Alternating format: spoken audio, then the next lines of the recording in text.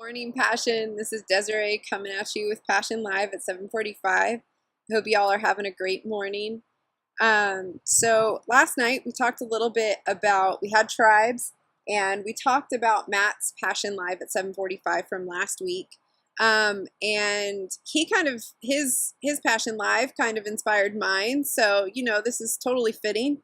When we're talking about gentleness again this morning. And when Matt was speaking about gentleness, he was talking about the person having the most power being the one that has to display gentleness. They're the one who has to be gentle in order not to hurt anyone.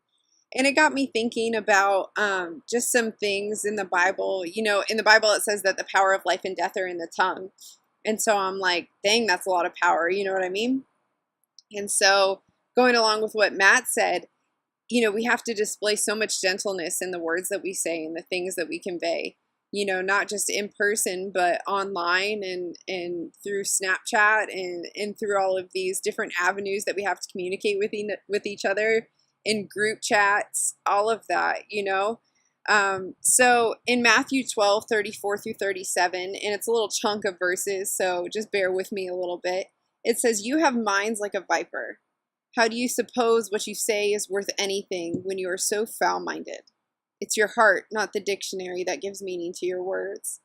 A good person produces good deeds and words season after season. An evil person is a blight on the orchard. Let me tell you something. Every one of these careless words will come back to haunt you. There will be a time of reckoning. Words are powerful. Take them seriously. Words can be your salvation. Words can be your condemnation." And it's so interesting that the Bible takes time to talk about the words that we use and the things that we say, especially in today's day and age where it's cool or, it's even considered like friendship to rag on one another and to give each other a hard time and make fun of each other. And so I think it's so interesting that the Bible talks about this thing of, this responsibility that we have to use our words for good. If our words have power to bring life and death, man, that's some gentleness that we need to display there, especially when we're communicating to other people, even non-believers, heck, even believers. A lot of what we say kind of carelessly, or we say for the reaction out of the audience that's around us. So how many times have you made fun of a friend because they're in front of your other friends and you want your other friends to laugh? And we do these careless things and say these careless words with no gentleness in mind at all.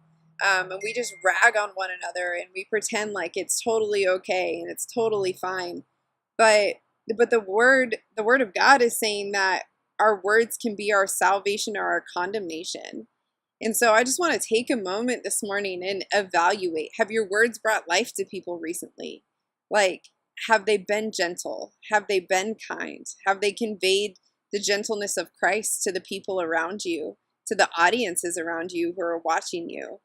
And we have to be careful because this is a double-edged sword. So a lot of us can be extremely nice to people in public and very rude to them in private. So we have to be careful that who we are is consistent, that we're continually displaying Christ to people, whether in public or in private. In 1 Thessalonians 5:11, it says, "Therefore encourage one another and build each other up." Our words have so much power, and we act like simply taking shots at one another makes each other look good. But man, the truth is that if you shoot someone who's on your team, it's not exactly helping you out. I mean, think about that. In like laser tag or paintball, if you're taking out a teammate, you're just killing your own team. You know what I mean? But we do this so often with each other. We just carelessly take each other out. And so we really need to learn to not just be gentle even with outsiders, but with each other, with those who are in this walk with Christ with us. You know what I mean? So in Colossians 4:5-6, it says, "Be wise in the way you act toward outsiders. Make the most of every opportunity. Let your conversation be always full of grace, seasoned with salt, so that you may know how to answer everyone."